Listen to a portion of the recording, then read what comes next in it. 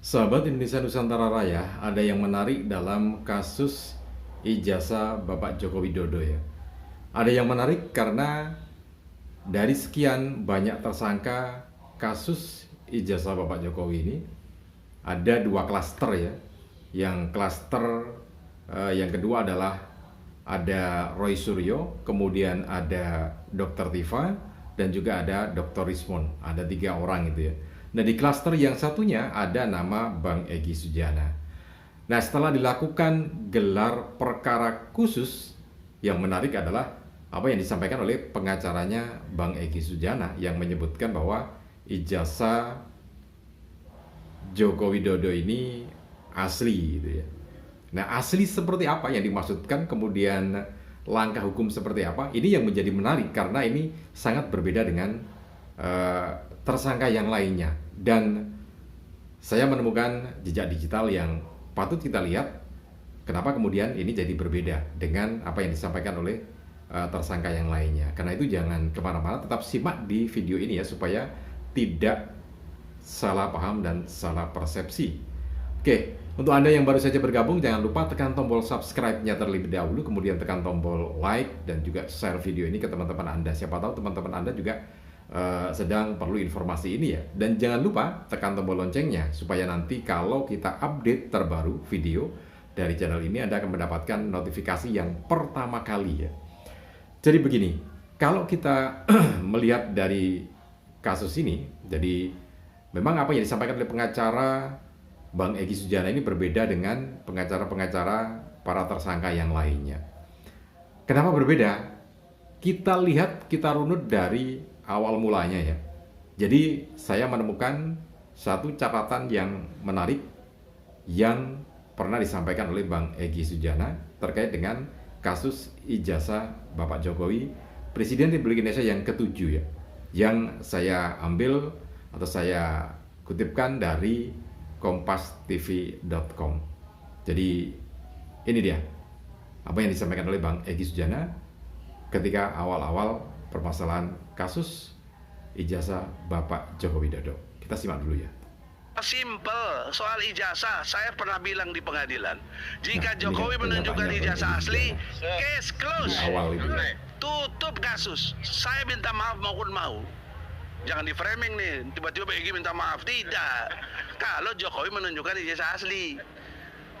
Tapi kalau tidak ya saya kejar terus. Nah, dari sini saja sudah ada perbedaannya. Jadi Bang Egy Sujana awal menyampaikan tunjukkan saja ijazahnya, nanti case close, kasusnya ditutup ya. Jadi bahkan beliau juga mau minta maaf asalkan ditunjukkan ijazahnya gitu kan. Nah, artinya apakah ini tidak ada persepsi dalam diri Bang Egy Sujana bahwa permasalahannya bukan palsu apa enggak, nah, tetapi tadi ijazahnya ada enggak gitu ya, sehingga tunjukkan saja ijazah aslinya itu, karena ijazah asli juga nanti persepsinya fotokopi kan gitu, tapi ijazah aslinya. Nah, itu yang kemudian menjadi awal perjalanan berikutnya jadi berbeda-beda gitu ya, sehingga pada hasil atau pada peristiwa gelar perkara khusus yang dilakukan oleh Polda Metro Jaya kemarin, yang juga dihadiri oleh kuasa hukum Bang Egy Sujana ini,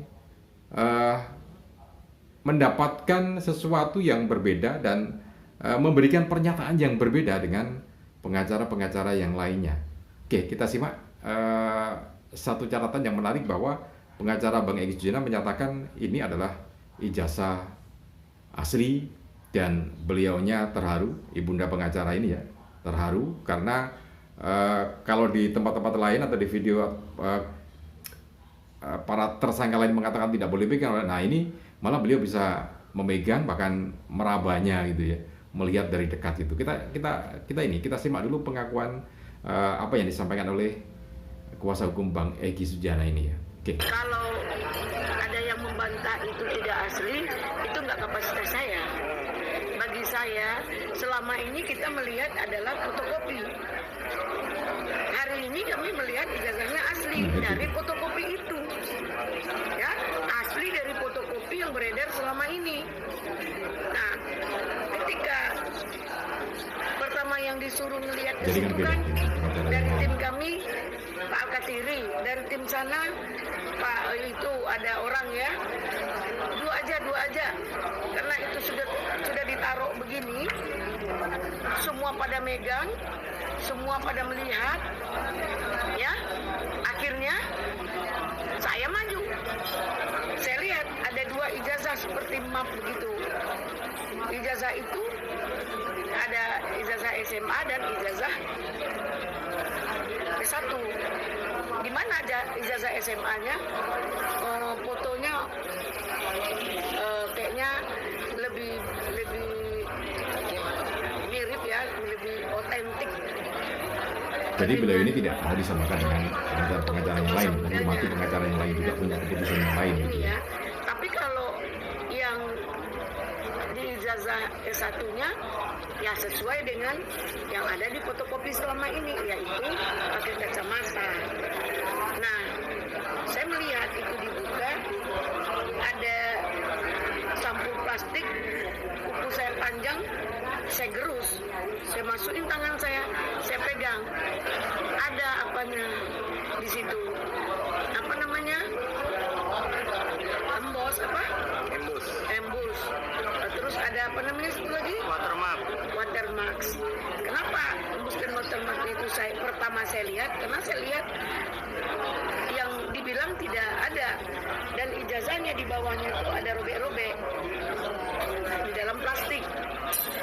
Dilihat. Nah, dari pernyataan sikap yang berbeda sesudah melakukan gelar perkara khusus ini, maka Ibunda jadi pengacara Bang Egy Sujana ini yang dimintakan terhadap penegak hukum atau kepolisian ini adalah untuk melakukan peninjauan kembali, peninjauan ulang terhadap status Bang Egy Sujana sebagai tersangka, gitu ya.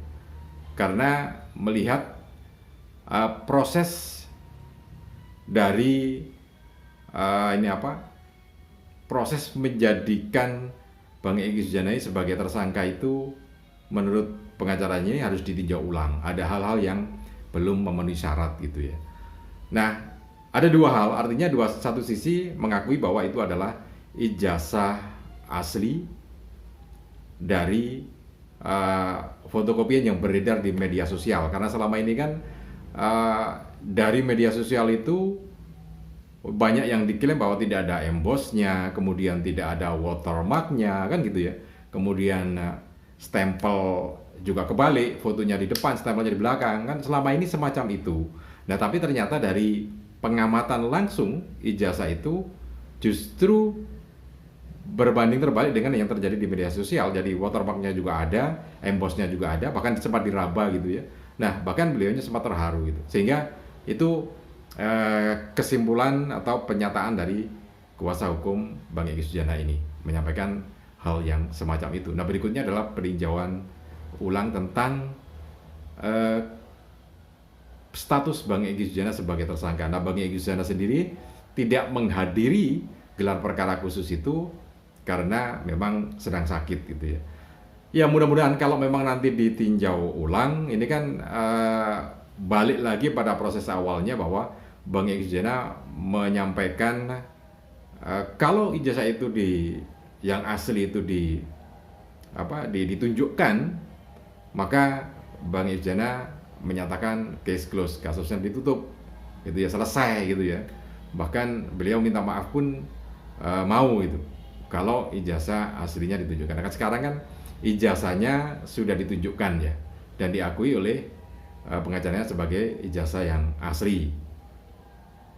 Sangat berbeda dengan apa yang disampaikan oleh pengacara-pengacara yang lain. Nah, ketika ditanya tentang pengacara yang lain, bagaimana posisi setelah gelar perkara khusus ini, beliau mengatakan ya itu haknya, betul sekali, ya itu haknya pengacara yang lain ya. Karena kan ketika seorang pengacara itu melakukan tugasnya untuk melakukan yang terbaik untuk kliennya, maka hal-hal yang ada dalam dirinya itu harus diakui, gitu ya. Nah, ini yang berbeda dengan kasusnya yang lain untuk ini. Tapi memang baru satu ini ya dari Bang Egy Sujana. Mudah-mudahan saja apa yang dilakukan oleh Buddha pengacara ini bisa selesai dan sesuai yang diharapkan. Karena kan ya apa ya, kalau kita kasus ini sampai menyeret Bang Egy Sujana ke pengadilan, kemudian sampai di penjara, masa iya harus di penjara gitu ya.